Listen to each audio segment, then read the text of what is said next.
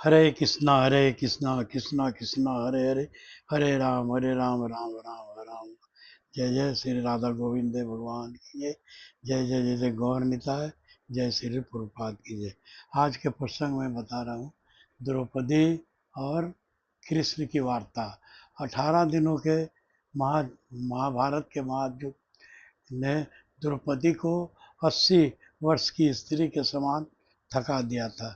न केवल शरीर बल्कि आत्मा और चेतना से भी चारों ओर विधवाओं की भीड़ थी। पुरुष गिने गिने दिखाई देते थे, अनाथ बच्चे दिशाहीन भटक रहे थे, और उन सब के बीच हस्तिनापुर के राजमहल में महापुर रानी द्रौपदी निशेष निशेष बैठी थी, शून्य को निहार रही थी। तभी श्री कृष्ण कक्ष में प्रवेश होते हैं और कृष्ण को देखते ही द्रौपदी उनसे लिपट जाती है। कृष्ण उसके सिर पर हाथ फेरते रहते हैं, कुछ कहते नहीं, उसे सिर्फ रो लेने देते हैं। कुछ क्षणों के बाद वो अपने आप से अलग कर पास के पलंग पर बैठा देते हैं। द्रौपदी कातर स्वर में कहती है, यह क्या हो गया सखा, मैंने तो ऐसा अंत कभी नहीं सोचा था। कृष्ण गंभीर शांति में कहते हैं कि नियति अत्यंत क्रूर होती है पांचाली, वह हमारे विचारों के अनुसार नहीं चलती, वह केवल हमारे कर्मों को के परिणामों में दखल देती है, वो हमारे परिणामों को बदल देती है। तुम प्रतिशोध चाहती थी और तुम सफल हुई द्रौपदी। केवल दुर्योधन और दुशासन ही नहीं, संपूर्ण कौरव वंश समाप्त हो गया। तुम्हें तो प्रसन्न होना चाहिए। और द्रौपदी पीड़ा से कहती है, सखा तुम मेरे घावों पर मरहम लगाने के अलावा तुम नमक छिड़कने का काम कर रहे हो।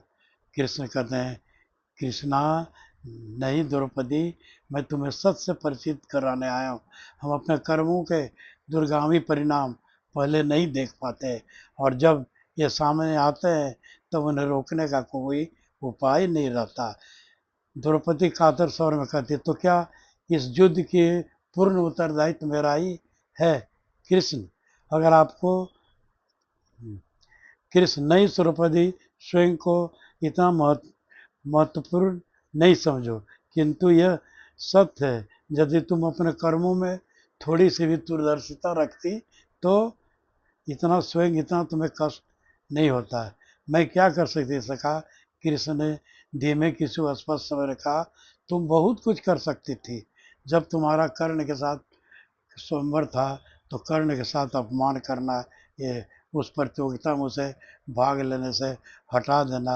हाँ, और जब कुंती ने तुम्हें 5 पतियों को स्वीकार करने के लिए कहा तो उस समय यदि तुम उसे स्वीकार करते तो परिस्थितियां कुछ और दिशा ले सकती थी।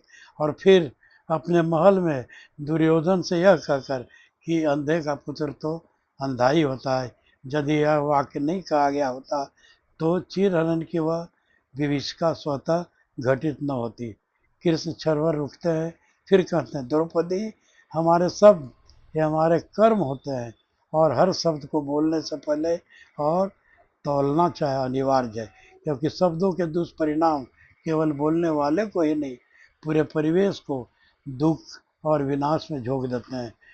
वे दृष्टि उठाकर कहते हैं, इस संसार में केवल मनुष्य ही ऐसा प्राणी है जिसका जहर उसके दांतों में नहीं, उसके शब्दों में होता है। इसलिए शब्दों का प्रयोग सोच समझकर करना चाहिए। हरे कृष्णा हरे कृष्णा।